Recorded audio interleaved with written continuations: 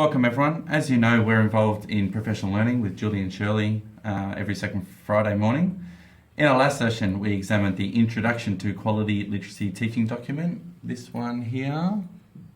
Hope you've all seen that and studied up on that.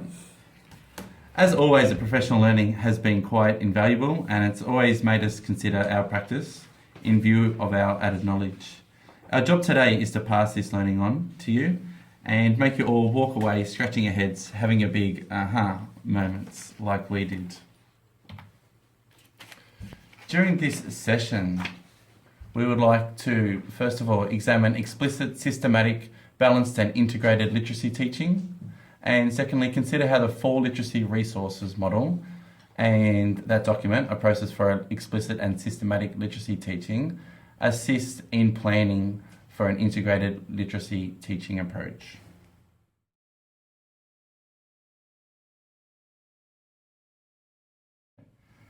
The video you just watched was from Lorraine Rolls, who was Manager of Literacy at the time, and she provides the context for our professional learning. Since then, we know that Hattie's had quite a lot of research and evidence-based research. So we'll start with this quote, which looks at the greatest influences on literacy learning are the teachers and the quality of teaching. So the evidence tells us that quality literacy teaching can and does impact on student literacy learning. And since this publication, we know that Hattie's had his visible learning, where he studied a lot of research and analysed a lot of data. And this text reaffirms that it is teacher quality and the quality of teaching that makes a difference to student learning. We will now look more closely at what Lorraine refers to as the 4 cornerstones of quality literacy teaching. So an introduction to quality literacy teaching explores in detail the 4 cornerstones of quality literacy teaching, and these cornerstones are explicit, the systematic, the balanced and the integrated. There will be a handout in front of you now. It's for task 1. So I'd like you to take a few minutes to jot down what you believe each of these terms to mean in regard to your literacy teaching. So record these on task 1 handout. Take the time to be really honest. There's no right or wrong answer. Don't try to write what you think we want to hear. Just really reflect and write down what you think each of these terms means. Okay, so to complete this task, you've got about 5 to 10 minutes, and during this time, you'll need to just pause the video. Okay, so we'll now think about why these terms have been referred to as cornerstones. The cornerstones, or the foundation stone concept, is derived from the first stone set in the construction of a masonry foundation. Important since all the other stones will be set in reference to this stone, thus determining the position of the entire structure. If one cornerstone is pulled out, the structure will topple over. We'll now look at these 4 cornerstones of quality literacy teaching in more detail. Okay, so it's important to take the time to develop a shared understanding of balanced and integrated, explicit and systematic literacy teaching. We're going to get you now to read through and complete the activity outlined on the slide. You'll be given a copy of page 16 and 17 from the document, which we'd like you to take the time to read through. And using your original recording sheet, we'd like you to be thinking about and adding to your original definitions and understandings about these terms using the same handout. You've got about 15 to 20 minutes to complete this activity. So again, you might like to pause the presentation.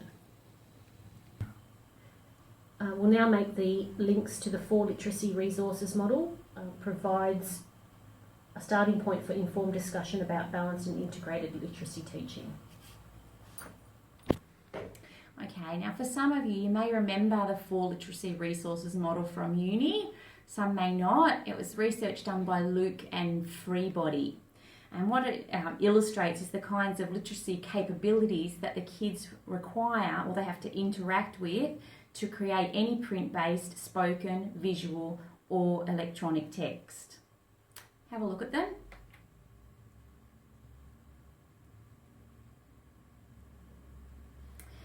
You now have another task. We'll hand out page 18 of the document, Quality Teaching in Literacy, and I want you to do a dot point summary of the key features of this model of Luke and Freebody.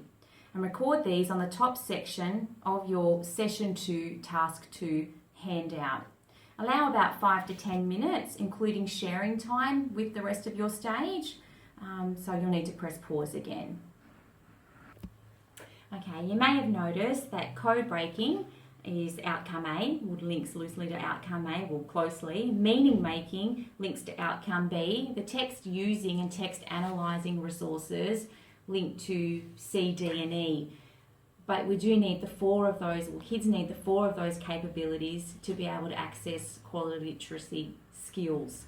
And I think that if you provide your teaching in an authentic way, using picture books and things like that, you automatically balance those capabilities. All right, let's now consider the implications of the 4 literacy resource models for teachers and students. You've got on the back of your information, on the back of page 18 is page 19. Can you have a read of that and just summarise or have a short discussion with what needs to be taught in relation to each resource and how teachers can balance and integrate the resources with one or more of the other resources? How could we make that, plan that balanced literacy programming? So pause, have a little read, have a little discussion and then play. Okay, so hopefully you've got a better understanding of what they mean and you could see where it happens in your class and where it might need to change or move or be added to. An example we were thinking of is when teaching students to write, they're often using the code breaking skills, the secretarial, and making meaning by asking what this is about. The text using by deciding on what should be included. As an example, show, don't tell, because it's a text that may entertain. And the text analysing, identifying the techniques that authors use to entertain readers. So in teaching in that way, you're incorporating all of the 4 literacy resources models by providing an authentic purpose for the writing lesson. And you're providing authentic examples such as using picture books. So it's a great way to get it done. The next slide, we're going to have a look at our learning cycles in relation to this and see if we can make links or determine if the literacy teaching outlined in our plans is balanced. So working in stage teams, have a look at one of your recent learning cycles, or you may have your literacy program with you, and reflect on your learning from today. Can you use the code? And when we say code, we talk about integrated, balanced, systematic and explicit, as well as the resources model, to check for those things and to check for integration. Allow about 5 to 10 minutes for that and then come back.